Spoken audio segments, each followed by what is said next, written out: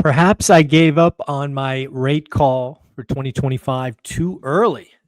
Don't know if you guys saw this, but the one and only Kevin O'Leary out on national broadcast saying the Fed cannot cut in 2025. Basically says that the inflation readings from last week are too great and going the wrong direction, and the Fed would be derelict in duty if they were to cut rates. I do think that is interesting. I think we will know a lot more because I do think this is boiling down to labor or inflation. Perhaps I am too negative on the labor market and things will get better. I don't think so, but I guess we're going to have to see because, again, labor and inflation seem to be going the different direction. And unfortunately, with stagflation, you've got to pick one or the other. My current guess is they will pick labor and deliver that September rate cut. And I'm still sticking with the 50 basis point cut. It is currently 0, but I am happy to be wrong because, again, it's always a learning opportunity. But that is where I'm at. But again, Kevin O'Leary says the housing market will stay in a state of stagnation. And last week's reports were, quote unquote, crushing inflation reading. So that is what Kevin O'Leary bases his no rate cut in 2025 on. Howard Marks is out talking about 3 warnings. This is very much about the stock market. Howard Mark warns about 1, over concentration. Apparently, the Magnificent 7 make up roughly 32% of the S&P 500. Which again means 493 companies make up the other 68, which does seem like a concentration. Number 2, this is one we do have to watch for. This was a sign of eventual pain last time, and that is credit market risks. The spreads in the credit market are really tight now. There is not much delta between junk and AAA, for example. The spreads are remarkably tight. Number 3, inflation and policy. Again, in this report, Howard Marks is basically saying the Fed is either going to have to A, fight inflation, or B, fight the labor market. And as we've been talking about for better part of a year, that does not give the Fed a lot of great options because the tools that they have are powerful but muted. If they cut rates, inflation could take off. If they hold rates, or dare I say raise rates, then the labor market will implode. These are the things that Howard Marks are issuing as warnings. Let's do some real quick earnings. We got Palo Alto Network yesterday, beat top line, bottom line, and raised guidance. Home Depot this morning missed top line, missed bottom line, which means they didn't sell enough tools, and the earnings they made per tool were less than expected. Although they did maintain guidance for the rest of the year, so they did not lower guidance.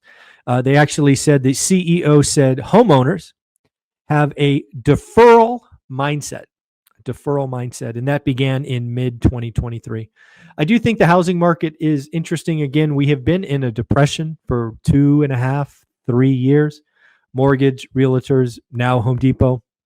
And what I see occurring in that housing market, which again is about 12% of the economy, is eventually, someday in the future, we are going to see demand come back in a big way. Likely rate driven, but we shall see. Also got earnings from Viking Cruise Line. Again, beat top line, bottom line, which just tells me the baby boomers are living a good life. Viking is not a cheap cruise. I've been on one before. Not cheap, but interesting. I won't do one for a while. It's definitely an older crowd, definitely older and slower crowd. But they did beat top line, bottom line, and 96% of their 2025 cruises are at capacity. So they've only got 4% left to fill up every ship the remainder of this year. And then after hours today, folks, we will get Toll Brothers. Toll Brothers is very interesting because they feed the top end of the market.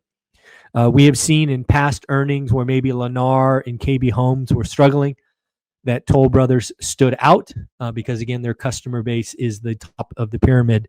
So it'll be interesting to see what Toll Brothers does after hours today. We did get housing starts today. Again, housing starts often seen as a misnomer because it's not only single family homes, but it does include multifamily. Housing starts were expected to fall to 1.29 million annualized, and instead they rose to 1.43. Again, this was not really because of single family homes. While single family homes were up 2.8%, it was really multifamily. Multifamily starts increased 11.6%.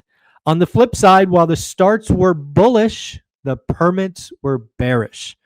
Housing permits disappointed, coming in significantly below expectations at 1.35.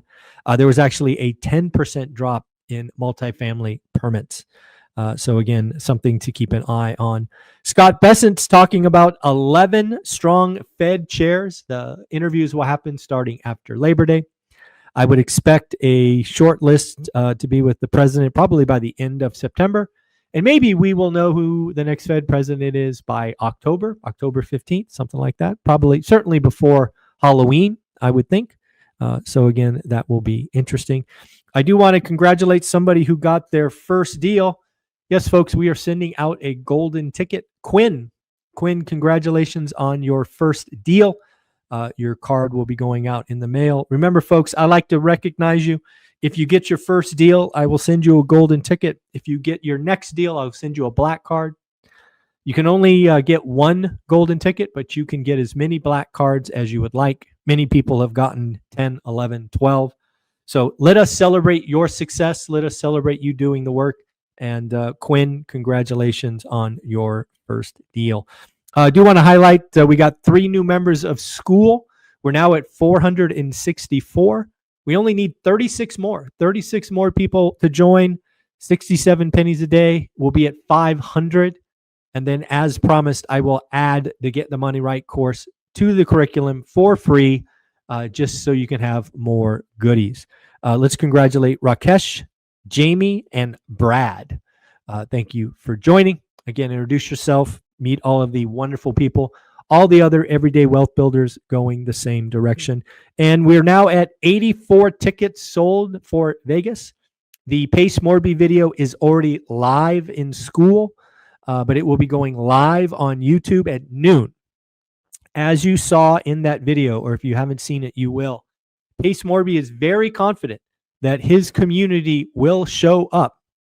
It is my hope that you, the One Rental at a Time family, show up and buy your tickets early. Again, I'm hoping to sell 100 tickets by the end of the month. We need 16 more. So hopefully you guys can get in and buy before the Sub 2 community really gets a hold of this, which will start this afternoon at noon. So you have been warned. There is no extra space. We were at capacity, and you have been warned. SoftBank is taking a $2 billion investment in Intel. I heard it was rumored that the U.S. government might take a 10% stake. I have not seen follow through on that, so don't know if SoftBank came in and took care of that or not, but it does seem like Intel is getting some increased backing. Homebuilder Confidence came out yesterday and was very disappointing. I don't know how it could be any good. Builder sentiment's been negative for 16 months in a row, consecutive months in a row. Again, this is just the bottoming process. Eventually, this will turn, and it will be a different cycle, but we are still at this bottom. It came in at 32, was expected to be 34. Lastly, we'll talk about the accountability group that Jared and team did. Again, just giving you a highlight, we do have 8 accountability groups every day of the week. Find the one that fits your schedule, join it, get around other wealth builders. They talked about inspections, remodeling, commercial real estate, wholesalers, and some software. So again, very much about what is actually working, what are folks doing. And then finally, what do you think of my new hat? I'm just curious. I like it. Everyday Wealth Builders, got my little logo on it. It comes in white or black. You can get it on the website, onerentalatatime.com. This is something I'm getting behind. Everyday Wealth Builders.